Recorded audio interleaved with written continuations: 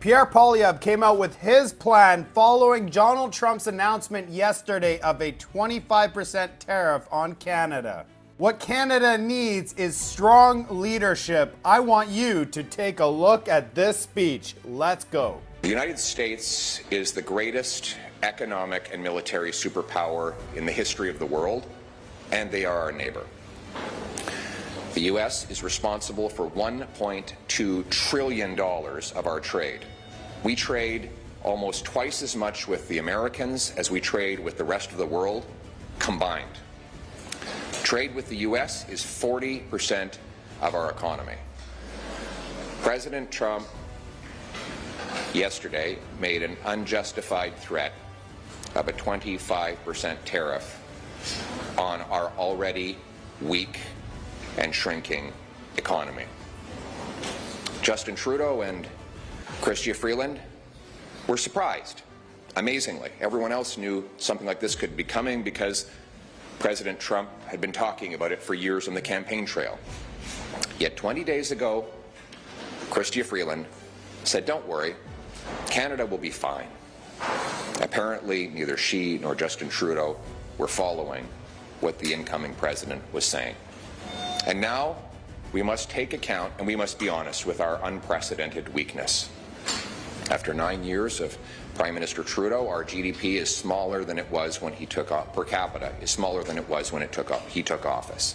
In fact, our per capita GDP has dropped more than any other G7 country since the year before COVID. We have the most indebted households. We've had the worst housing inflation. A quarter of our people are in poverty. 2 million people line up in food banks. Food prices have risen 37% faster in Canada than in the United States of America. Our economy is teetering on the brink of collapse. And now we face this renewed threat.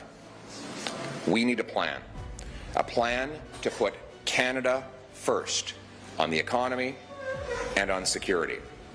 So, to start with, on the economy, I'm calling on Prime Minister Trudeau to put partisanship aside and, in the spirit of Team Canada, to accept that he cannot go ahead with quadrupling the carbon tax to 61 cents a litre. This was an irresponsible policy to begin with, but combining this kind of crippling energy tax increase with potential tariffs from Donald Trump would push our economy into a nightmare and a tailspin. So let's put partisanship aside and axe the tax. Second, the Prime Minister has to put aside partisanship and, in the spirit of Team Canada, cancel his energy cap, which would see Alberta and Saskatchewan produce 35% less energy at a time when we need those jobs. It is our biggest industry and our biggest export. The incoming American president says he wants to cut gas prices in half. Well, the only way to do it will be to import more clean Canadian energy, so the Prime Minister has to stop this assault on our biggest industry. Next, he has to cancel all tax increases on work, investment, and making stuff in Canada. Finally, he needs to renew and restart the commitment to end the softwood lumber tariffs and the Buy America policies, just like Stephen Harper was successful in doing, even though Justin Trudeau has not been able to do that under 3 presidents and 9 years. On security, about a week ago, Justin Trudeau admitted that he broke our immigration system, and that brings new challenges.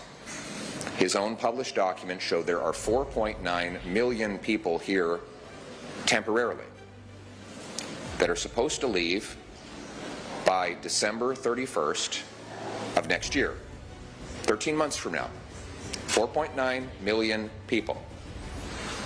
We asked what the plan was to track their departures, and yesterday his immigration minister said, "We're just going to take people at their word." He admits that there have been 2 ISIS terrorists allowed into our country. What is the plan to protect our security and reinstate sovereignty over who is in our country? Military. Justin Trudeau has demolished our military with poor decisions, botched procurements, and wasted money. One thing he could do today is announce that his planned billion-dollar cut to the military is canceled, and then present a real plan to reallocate money away from lower priorities towards rebuilding our military and reinforcing our military security over North America. And finally, on drugs. I don't want to stop drug overdoses to please Donald Trump. I want to stop drug overdoses so that there's not one more mother with her face buried in a pillow sobbing that she just lost her kid after 47,000 other Canadians have died. That's more than we lost in the Second World War. A 200% annual increase in drug overdose deaths have resulted from Judge Justin Trudeau's radical liberalization of drugs. Justin Trudeau must put partisanship aside, not just for the sake of Team Canada, but for the sake of our people, and fully reverse his liberalization of drugs. Ban them, prosecute those who traffic in them, secure our borders against the illegal importation of fentanyl ingredients, put people in treatment and recovery to bring our loved ones home drug-free. That is necessary now more than ever. Look, President Trump has the right to put his workers and his nation's security first. I will put Canada's workers and Canada's security first.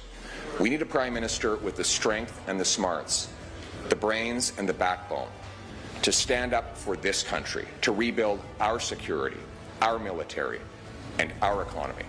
That is what I will do. Let's bring it home. That actually sounds like a plan, which is something that we need right now. I cannot believe the 4.9 temporary residents are going to be leaving in a year on the honor system. That to me is incredible. Love to hear from you in the comment section. Thanks for watching.